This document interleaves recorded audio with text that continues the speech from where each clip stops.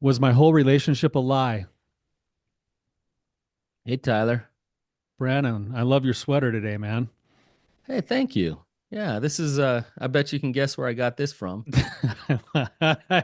You must have been shopping with dad. No, no, no. This isn't a thrift store. That's not from Special. Savers. No, but yeah, you Oh. are outing me on one of my favorite hobbies, You which love you I get love made going. fun of all the time by my kids and my I don't know wife. anybody more than you and dad who loves Savers more. Oh man, when you find a good vintage t-shirt, like there is nothing better. Like I could tell you some of the ones I got, like they are I've seen incredible. some of the ones you've got. Yeah. They're amazing. But you know which one gets the most reaction? I think it's the one that said, oh, tell me which one. Tell me which one. The one that gets the most reaction, believe it or not, is it's just a blue t-shirt and it says make it a blockbuster night and it has a picture of a blockbuster video store on it. That's it. Yeah.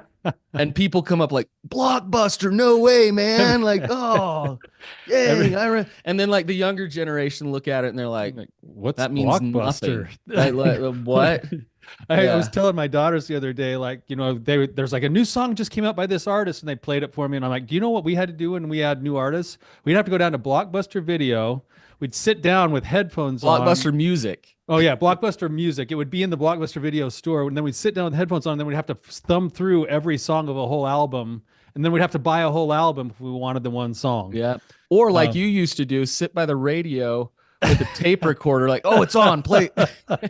I did do that You before. you waited for like 10 hours for red wine. I think I did. I think I did from UP40 Red Wine. Yeah. Yeah, I remember Yeah. that. Yeah, that was a man. Times have Mm. changed. Yeah. Anyways, from thrift stores to red wine, here we are. Um, but we could talk all day, Tyler, but let's get in with our guest here and hopefully um get down to some things with her, give her some clarity. We have Vivian with us today. Vivian, welcome to the show. Thank you. Thank you guys for having me here. We're really excited to have you. And if you could just give us some background, tell us what's gone on. We don't need a full autobiography, but enough to understand the context, and we'll go from there. Okay, I'll try. So I got married. I met this man. This is my second marriage, and we met like 9 years ago, and we hit it off immediately. Everything seemed so easy, easy conversations and all that. And we got married like a year after. So we've been together for 8 years. And it was an amazing relationship. If you would ask me, I would tell you it was the best marriage I've seen, other than my parents. So it was really incredible. We always got along. We had two kids. I have two kids, and he had two kids, and it was a wonderful blended family. The kids felt like they knew each other since the very beginning. So we built a really beautiful life. We actually built a company, and we together we got like three houses together. And before we didn't have much, so it was only growth, growth, and Nice. yeah, like really always together, doing all the things together, traveling a lot together, cleaning the house together. So it felt very real, very intense, very true to me. And going back, maybe that was June 2023, the company was going through a very hard process, a lot of stress. We were being sued by these workers, and we started getting a lot of stress around the house. And I worked in the company as well. So we worked together as well. So we, married and working together in the same company and all.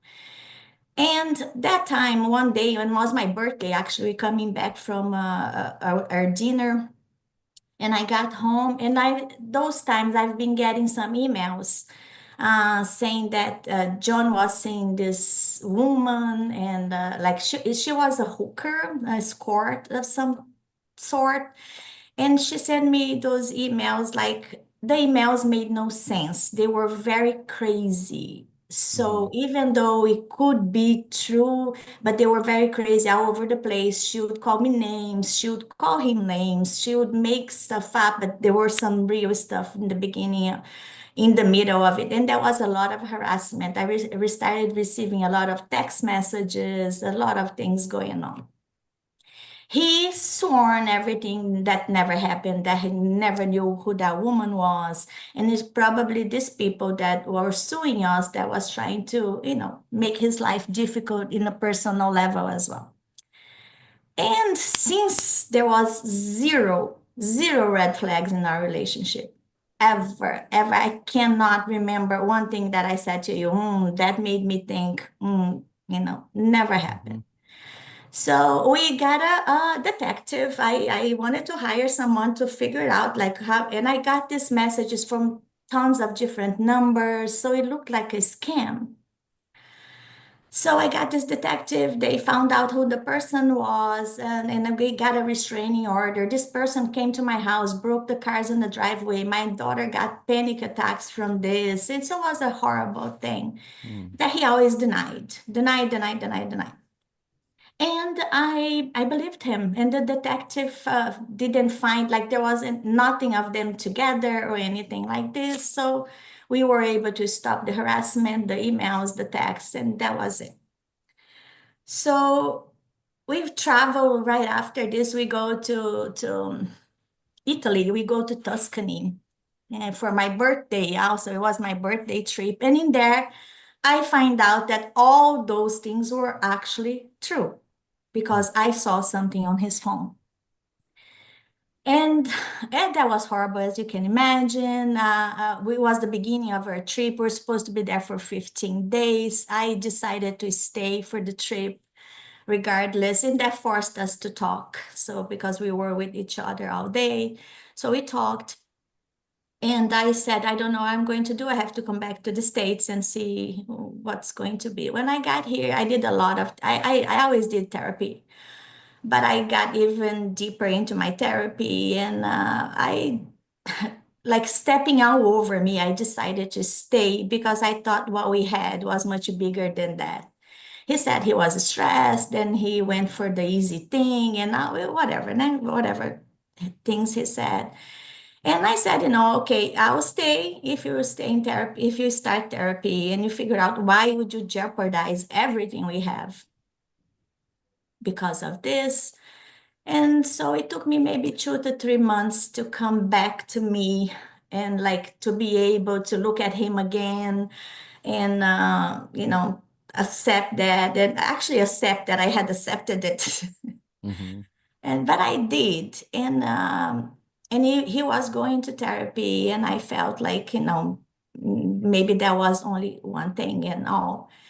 So I stayed, and I trusted him. I never looked into anything. I never looked into his phones. I never looked into his emails, even though I had access to everything. I never decided, well, if I'm staying, I better trust the relationship I'm staying in.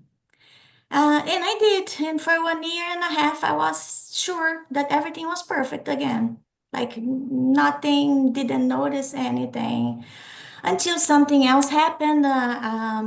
And one day, out of the blue, we had just come home from a walk. I found his phone blinks, and I see a message there that was very much like the same messages that were being sent to me back then, like, ago. And then, that was the end of it. And I confronted him, and again, he's denying. And then it came to me like all the lies that were told to me back then, because for me, that was just one thing, one time, got stressful. Even though I don't agree with any of that, I can understand people fail, I'm flawed too. But this time, not only I found this, and I went to his emails, and I saw that he has this addiction, and from head to toe, all his emails through the months, every day he was reaching out to some women out there, some escort, some kind of service. So my my question and my thing is like, I don't know if it was what was worse for me, if was what he did.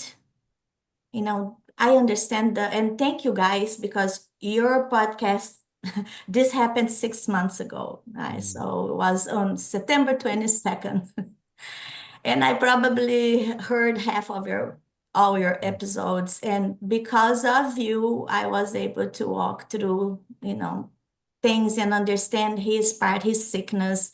And I understand all that. And I have a lot of compassion for what happens to him because, this kind of self-sabotage, because he definitely broke what was something pretty incredible that all my friends were jealous of, all his friends were jealous of. We were talked about everywhere. And now to me, it feels like, damn, was this all a lie? Like, was this all just, he wasn't that person and he just became that person for a while and act like he was a good guy.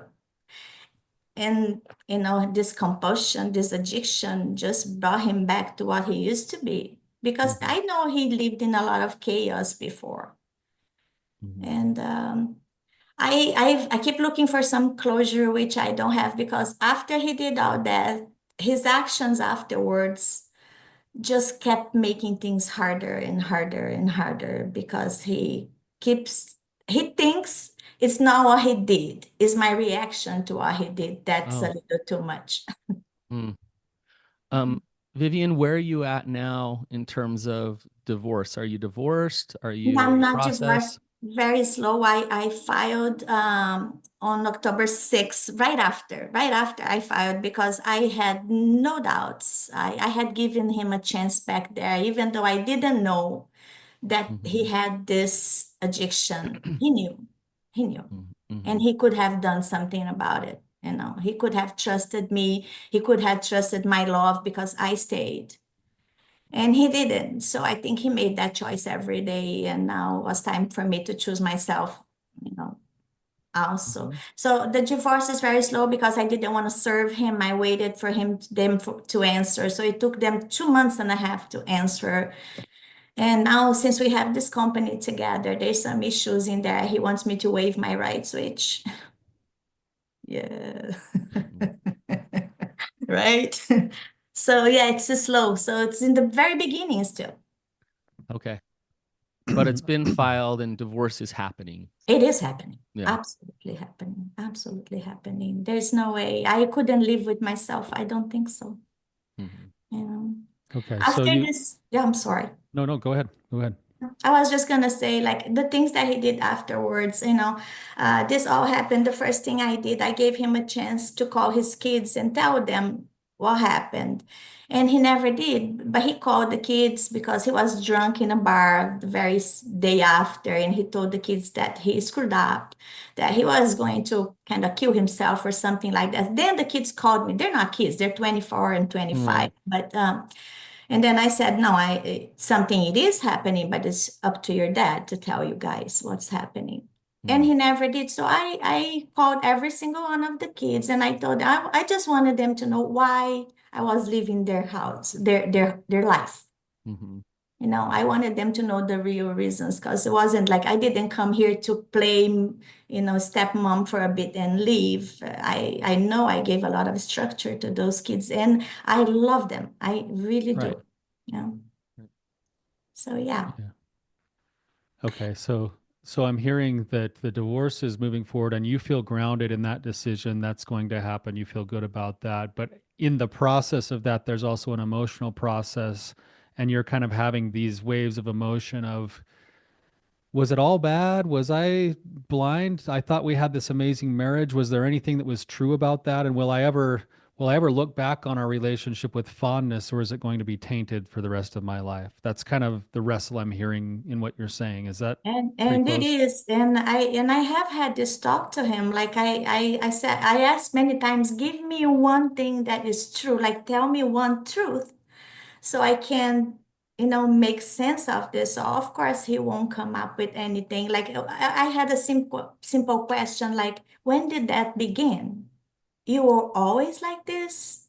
like was throughout our marriage. Just give me something so I can, have an idea. And he never said, no, that wasn't like that. That must have started like 2 years ago. But that is not true because I found proof way back, maybe 4 years ago. I have proof that that was already happening. So I don't have any sense. Vivian, were you his second marriage? Yes, his second marriage. Yeah. Do you know why the first one ended? She's sick as well. She's an alcoholic. So Okay. So yeah. it wasn't that he was cheating and those things happened in his I first marriage? I do not know the particulars because I never really got I know the story because of the kids. I always respected the stories from the kids and from him match. Gotcha. Uh, But there could have been something that you don't know it about. could have been, yes, Okay. absolutely. Yeah, I just never kind of questioned. I thought, he ended because of alcoholism and that was Okay. it. Um, I just have one kind of observation and then one question for you. Um, what I'm observing, Vivian, as you're talking, is just a natural state of grief that you're in. You're in a state of bargaining. You're trying to make sense of it. It's still pretty early. I know this is last October, but and you had a pretty I'd say hard fall. And what I mean by that is you were in love, you felt connected, you felt trust, all the way to like not only did you find out about the affair, you also found out that you went through this whole horrific thing and he was lying to you about what it actually was, and you were believing those lies about all the texts and the messages and the detective and all that stuff. So it wasn't just about the infidelity, it was other lies as well. And so here you are, that hard fall, making sense of like what in the world, like, like what is going on here. My question for you is, you're seeking some type of validation from him that his love for you was real, and that what you guys had together was real. What would that do for you if you could get that validation? And why do you want that? Yeah, that's the million-dollar question, right? Like, what did it do for me? Like, does it matter? Right? Mm-hmm. And I question, and you're right. I'm very much in grief, and I did love this man. I still love it, of course. I still love him. It doesn't go away like that. It's I wish. Right. It would be nice, huh? Would be very nice. And the funny thing, like our relationship when it started, I really didn't want. I was having fun going out with him, but I didn't want to get married. It took me forever to say, to fall in love with him. It took me a while. But when I did, I really did. And I gave my all, absolutely my all. I don't think I gave this much of me in the first marriage where my kids are from. Mm-hmm. And but we're still amazing friends. My ex-husband and I, we always brought those kids up together. And I'm suffering. Yes, absolutely, you bet. Mm-hmm. And I look at him and it feels like he is in like he keeps buying more clothes, and we're still under the same roof because he didn't give me the grace to move out. Mm-hmm. He said he wouldn't move out. This house we built together. Finally, now he's going to move out, but for other awful reasons as well, because I finally able to make him move out. But and out like I didn't finish my thought when I said to you, I called the kids to tell them why I was leaving. But and then my grief goes like he never even spoke to my kids.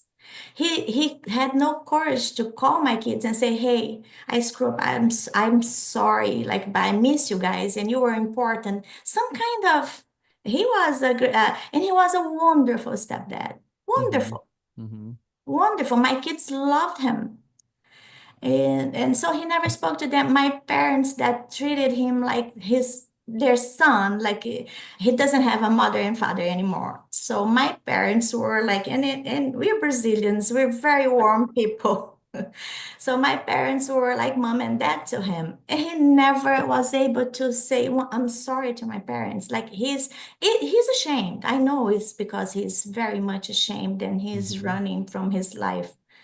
But I keep here in the house watching him like travel, always doing something, getting here very late at night and buying new stuff. And it's, of course, it doesn't do any good to my mental health. Mm-hmm. And yes, and some days I'm really good, and some days I feel like, what? Why are you doing this to me? Like it didn't, like it's not enough or has happened. You're still gonna keep doing it. So yeah, there's that, and I don't know what his closure would do to me. And of course, would I believe it either? Because how can I believe in anything this man says, Right. right? Nothing. So, I don't know. I think it's a hang up inside my head that if he would say something really beautiful, I would just, yeah, you're right. It seems, you know, and I'm going to take a stab at this a little bit, Vivian. I think it's number one, just reemphasize what Brannon said, that it would be really normal to be in the space you're in right now, and anybody in your shoes would be asking the same kinds of questions that you are right now. And part of the reason for that is because the brain likes to have things in order, and it likes to have things make sense. And when you've been through something like you've been going through, no matter how hard your brain spins, the pieces of the puzzle don't quite fit together. And so the brain keeps going, well, what about this? And what about this? And if I had this, and maybe if I had that, then maybe this. And so the brain is trying to get things to go, oh, this is the folder of my experience with my husband, and it makes sense to me, and I can file it away. And right now it doesn't have all those pieces put together, so it keeps trying to spin. And I think another part of maybe what be going on here, and just try this on for a second, is that when you're making a choice to get divorced, then you start looking back at the chapter of this marriage, and all of us, everyone as a human being wants the substance of our lives to have some kind of meaning. We want to have been through something for a reason. And so I hear your brain trying to turn to him to give you proof that your marriage had a reason. And unfortunately, I think you see this right, his shame is so in the way that he's not in a spot to give you that proof that you were a great wife, or that you had great memories together, or that you shared something really amazing together, that you built a company together, that you learned together, that you raised kids together. Like, if you're waiting for him to give the answer, you're going to have to wait for him to choose to get into recovery, get through his shame, look back with fresh eyes, and then come back and say, and right now that's not going to happen likely. But it makes sense that you're trying to find to go some meaning and go, I want to know that the last 9 years of my life had value to them, and that they meant something, and that maybe they even meant something good. There was goodness in those 9 years. Um, that's a normal feeling. How does that feel? How does that feel to you? No, it feels right. Yeah, it feels very right. And yes, I do give myself that validation. I know who I am and I know the value I bring. I'm not like sometimes I listen to the podcast and I see some women telling you their story, and I feel like I want to just go there and pick them up and take them out of there. But then look at yourself a little bit. And I know I look at myself. I do, and still looking at myself and working inside of me. I'm still looking for his validation on this, which will never come. It has not come. It won't come because he's not where I am. Definitely not where I am.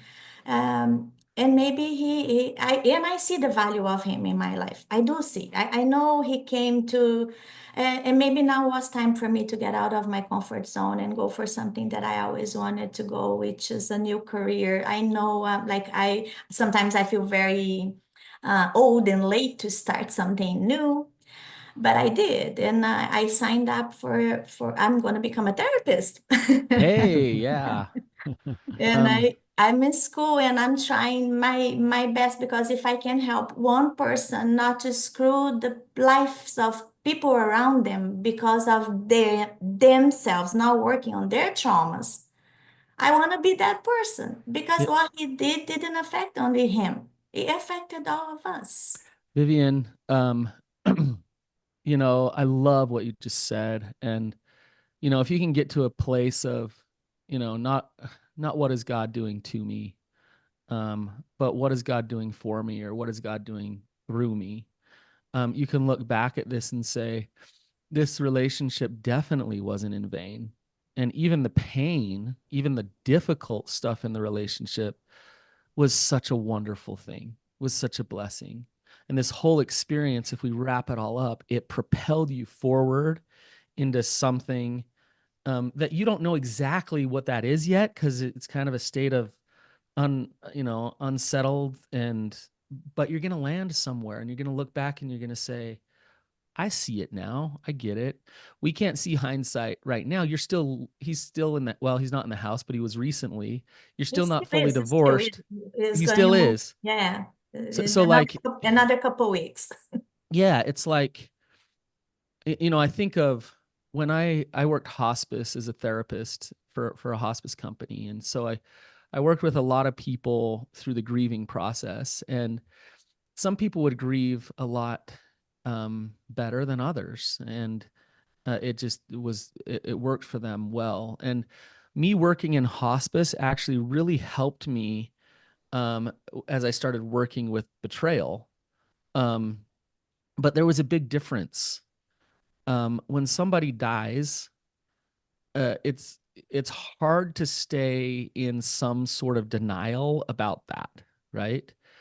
When your marriage ends, but he's still living in the house, you're still interacting with him. He gives you that smile that you used to like a lot. And like, he's still there. There's still like, you still get a taste a little bit of it, right? And so then it's natural to go to a place of yearning or even denial about the actual situation. And the actual situation is that he's mentally ill and he is not built to be a husband and a good father right now. Like, that is reality. And I love, Vivian, that you got those divorce papers and you said, I'm standing up for myself. I know myself. You having boundaries and knowing who you are does not take away that you get to go through the grieving process. You still get to do that, even though you're having these boundaries. And it's so difficult because it, in some ways, almost feels like you've done it to yourself, but you haven't. See what I'm saying? Um, so yeah, you know, step by step, things are going to happen that are going to make it easier for you to settle into, this is the reality. And I'm not just in pain all the time, but step by step. He's out of the house now, right? Oh no, he's still in the house. He's still in. In a couple weeks, Couple he'll weeks. yeah. Couple weeks he'll be out. But like little things like he didn't even talk to the kids, or he, you know, that, Vivian, is actually some denial about who he really is and what's really and who you've been in a relationship with, right? Do you see that? Yeah, Yeah. I see. It's almost like, and that's and that's where I feel like, but was any of him real, or this now is him? I think that's the hard question. Yeah, That's a question that we hear all the time. yeah. Well, Because if it feels based on all the things that happened, that what he's showing now, it's him, really. But and maybe that's him now. Maybe he's progressed Mhm. into this unempathetic, just selfish place, and maybe he wasn't that 9 years ago when you met him or whatever, right? Like, and so maybe through time he's become that, but at the beginning that love was real. And Mhm. but I wonder if you knowing that love was real would help you or not.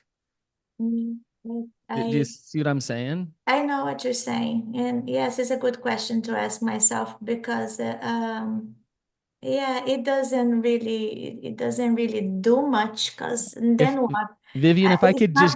if I could give you pure proof, just like I could hand you something and it's like all the love and everything that was absolutely real, would that just give you more hope and yearning and wanting for that relationship to come back? No, I think that would just tell me that's not the love I want for me.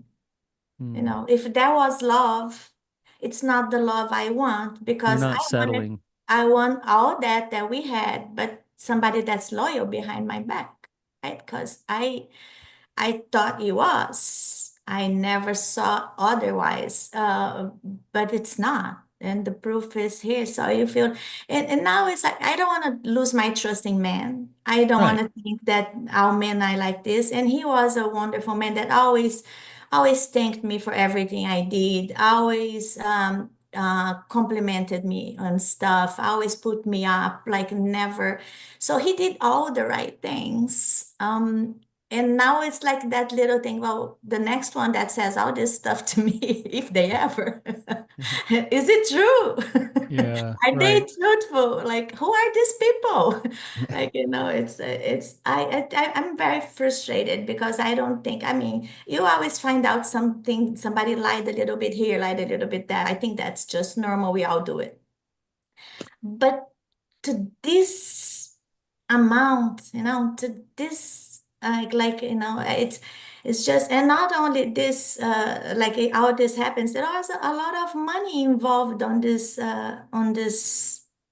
his search or whatever, Hmm. and it was our money because we built that money, so Hmm. all these things kind of, it hurts you a little more, it Hmm. always hurts you a little more.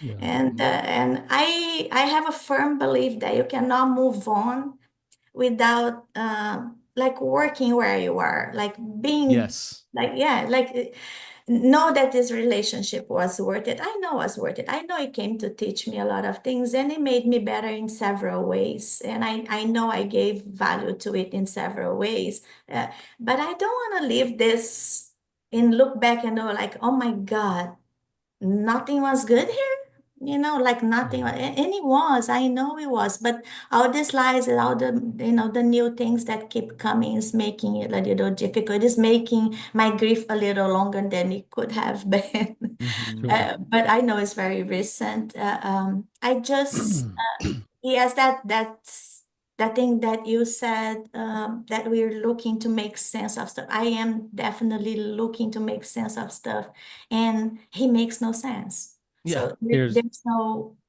Yeah. Yeah, here's something, and Brandon, you might have a difference of opinion on this, but I think something that makes it so difficult to navigate this, and this has been my own personal experience a little bit, is that I think it's possible. Our brains want to be all or nothing, black or white, and in reality, there were probably some really amazing things about the man you married that were genuine and real. And if I were to go and ask him, did he love you? He would probably emphatically tell me, "Oh, I loved her so much." he And says then this all the time, and even. then and then I would ask him, "Well, how could you go cheat on your wife?" And he would have compartmentalized that away from his love for you. And so you're asking the same question. Was all of it just a show? Was it just a facade? And if you ask him, he would say no. Like, I did care about you. I was grateful to have you. I'm grateful for the things that we built together. I did love you. And I think in his mind, he did. But he's operating from a place of a limited perspective on what love really is. And that's the work he's going to have to go do. And I think that's what Brannon's saying is he was loving you, yes, at the way he knew how. And he had all of these fatal flaws that he never wanted to go to work on to fix. And so he was going to be limited in the way he could love you. It doesn't mean that you didn't feel some of that. That part probably was real at times at the level that he could provide it, even though it was in a small compared to like what real actual loyalty and love is. Does Yeah, that make sense? it makes sense. And I agree. I know he loved me on his weird ways, compartmentalizing everything. I think love belongs here. This is not, this is something else. This is, the way he sees things, of course, different the way I see. I do know he did. And I do know he's feeling, he's suffering. I definitely. And he keeps on asking, like, please, let's work this out. Let's do that. There's nothing to work out. Huh? No. No. No. Yeah. There's going along with what we're talking about. Having done this for years, I've seen it so many times, and he really does sound like like there is definitely addiction there. And but what we see a lot is where someone's struggling with an addiction, they they desperately want somebody to love them. They want a wife, they want a family, um, and so they create that, um, but then they still have this addiction, and they love their addiction. And I hate to say that, but it's true. And so then they have to figure out, okay, how can I juggle? Like how can I fool someone and juggle for as long as I possibly can? Like juggling all these things. And then all of a sudden you see his phone and like all the balls fall, right? And this is where partners really kind of um unbeknownst to them, they think, okay, once you drop all the balls and you're not juggling it anymore and we have to deal with the reality, I expect you to just kind of choose me now. Like it's like you're supposed to just like, you got caught. It's all on the table. The problem is the addiction is still there. The addiction doesn't go away. Sorry. Um and so what will happen is they will go and start picking those balls up again. Okay, well, I'm juggling now. I'm fooling her again. I can have both. I need both, right? Sorry, I don't know why this is. And that's where the complex multidimensional trauma comes in. So, anyways, am I making any sense? This is what you're going through, Vivian. It is, and I see I'm sure his addictions got worse now. After all, maybe not the same one, but it changed to others, like the shopping. To every day comes something more and more here, like a lot of shopping, and he had some of those before that. Now that I think of, always buying too much wine, buying too much this, to my collecting this, collecting that. So I guess it might have changed addiction from addiction. It's hard to think that the person loves their addiction, but I can relate. My addiction doesn't do bad to anybody but myself, because I love ice cream. But but and I see that, and that's the part that makes me, it brings more humanity to this all, because I see him as a, like, with some really big real problem, a good person with a big problem that actually doesn't want to see how profound that is. Yeah. He came to me, like, when in the beginning he would come to me, why my kids are not talking to me? You put my kids against me. I said, I did nothing. And the first thing when I talked to the kids, first thing I said, remember, your father is a good person, but he has a problem and he needs to work on that problem. He never thought that the kids were hurt by what he By did. his actions. Yeah. Yes, by ending. His daughter sent me this. But Vivian, do you see? I want to point this out. Sure. Do you see like what he's saying is the problem isn't that I did what I did. The problem is that it got exposed. Yeah. That's the only problem. Classic addiction right there. And classic, that's classic. I don't want to work recovery. Like that energy from somebody is like, I don't want to deal with this issue. I want to go back into this hiding manipulative phase, right? That's exactly him. Yeah. Every single thing. It's now that I think it's so funny when he addresses it as, like, I made a mistake. As if you made, like, to me, you make a mistake when you're supposed to turn left and you turn right. That's a mistake. What you did is not a mistake. It's a choice. What? Yeah, Huh. like, but it's never this, So the kids Vi- were treating him differently because I did something, yeah, not because of his actions. But Vivian, I'm gonna ask you maybe a dumb question, but have you cried a lot of tears? I cried. I did. I Okay. several nights, like, crying, crying, crying, crying, crying, crying, crying. I still cry. I still, Excellent. yeah, Excellent. I still Have cry. you been just angry? Have you just felt it inside yourself, just like mad?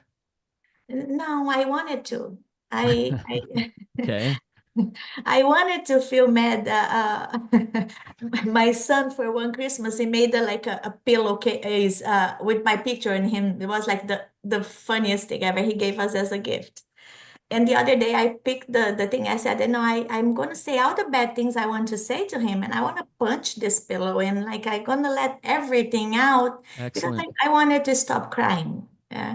But anger, I didn't feel, I felt more like frustration. Like, why in the world someone does this kind of thing when everything seems to, but like again, that was on my view, right? Like I thought everything was wonderful. He says it was always wonderful. Everybody around us says the same thing. Everybody was shocked, Mhm.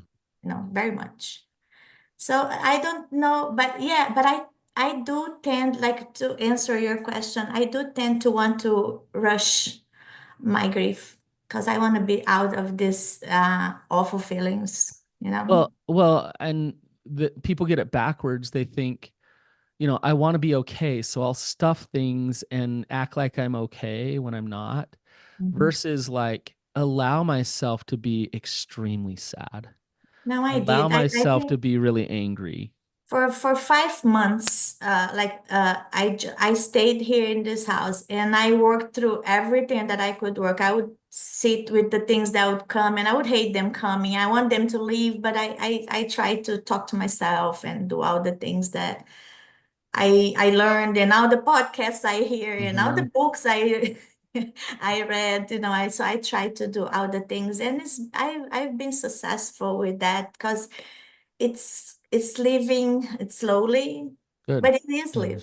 I think you're on the right track. I know we're just about out of time here. I just maybe share one other thought for you. You've seen the movie Inside Out. Have you seen that No, cartoon? no. Okay. If the movie is like the characters are all different emotions that are inside of a little girl, and there's some changes going on in the little girl's life. And towards the end of the movie, the character of sadness is just like so sad, and she's being dragged by joy of like through all of these core memories of this girl's life, and joy doesn't know it, but sadness is just has her hand out and is just like touching every memory, like tink tink tink tink, like just coloring them all with the color blue, which is the color of sadness. And joy is so upset with it because she just thinks it's everything should be joyful all the time, and yet she doesn't realize that those memories might have a little tinge of other feelings like sadness, and yet they can still be really valuable core memories. And I think what will end up happening if you just let yourself keep playing through this process you're in a grieving process, eventually you'll come to a spot where you're going to look back at this chapter in your life and there will be all of the emotions, which will include joy. But it'll be, yeah, there's this little tinge of, oh, yeah, that thing or that thing. But there's also going to be like, oh, I'm so glad that we had this and this and this together. And it will look different than it currently looks. And the question about whether or not it was meaningful will be answered, but it'll come through your own process of grief. It won't come through him. He could offer that, and that would be helpful. But you have it within your power to just allow the grieving process to bring the meaning that you're looking for. So, thank you so much for coming on today. Thank Wish you, you Vivian, wish you the guys. very Vivian, if I could best. just add, you've done awesome work already. You're doing good. The therapy you've done, the boundaries that you've had, where you're at is normal. But you got to keep trusting yourself to move forward, and don't get caught up in this grief and pull you backwards. So, yeah, I love what Tyler just said. The thing about sadness is when those memories, joy is like, we just want to be joyful, we just want to think about the joy.